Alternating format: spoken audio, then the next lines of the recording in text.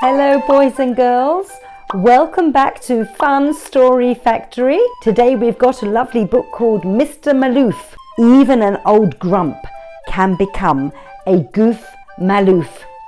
Looks like a fun book, doesn't it? About making someone who's very miserable become happy. Shall we start this book? Let's begin. Mr. Maloof was a silly guy.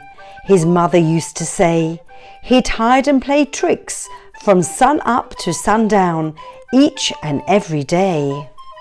He'd pop out from behind the curtains or even the bathroom door. One day he hid under the rug in the middle of the living room floor. Little Maloof, you're such a goof.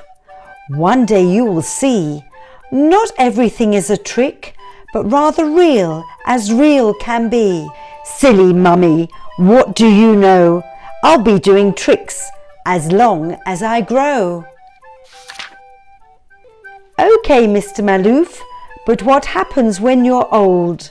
One day you will stop growing and these tricks will be too bold. Never will that happen, he thought, until that thought festered and grew quite a lot. And then one day it happened. He was goofy no more. He didn't plan schemes that involved popping out from the floor. The day had actually come, as his mother said it would. There were no jokes to tell, not even if he could.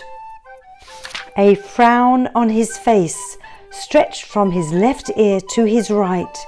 It was the frowniest frown that anyone had seen that night.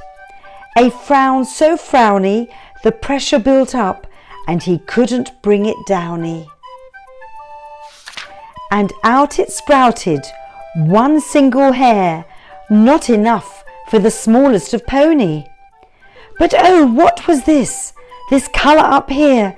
There was no doubt it was crystal clear, a sliver of colour just above his right ear.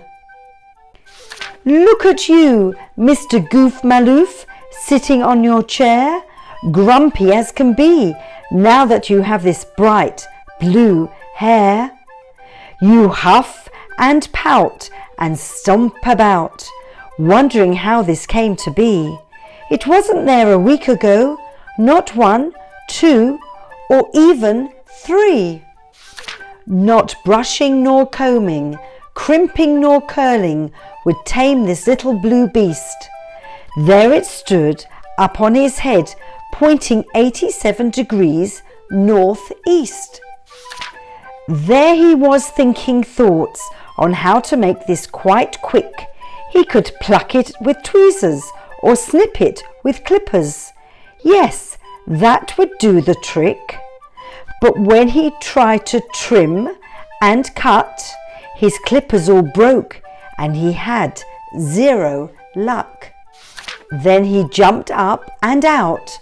A hat, he said, will permanently cover this obnoxious little blue on my head. That afternoon, the old Mr. Maloof sat rocking on his stoop until 3 young kids came passing by and said, "Hey there, you old goof." They laughed and teased until the old man sneezed and his blue hair burst right on through. The hat stood no chance when it came down to it. What bad luck! I should have knew it. Then one kid yelled, "His hair is blue! No way! That can't be true!" The oldest kid pulled off her hat and blue hair fell right down her back. Mr. Maloof sat still in shock. They waved and continued on around the block. They'll be back, he knew, and planned out just what he'd do. A prank of all pranks, they won't know what hit 'em. I'll hide in the bushes, then shout, "Blue Bligum!" Days came and went, but there he stayed, determined not to move. Then one day, here they came strolling straight down his avenue. When the moment was right, He struck, oh he striked, and those kids yelled out with all their might. A moment of silence, and everyone laughed. What's your name, old man? They asked curiously. Mr. Maloof is what my mother has always called me. We'll get you next time, you silly old goof.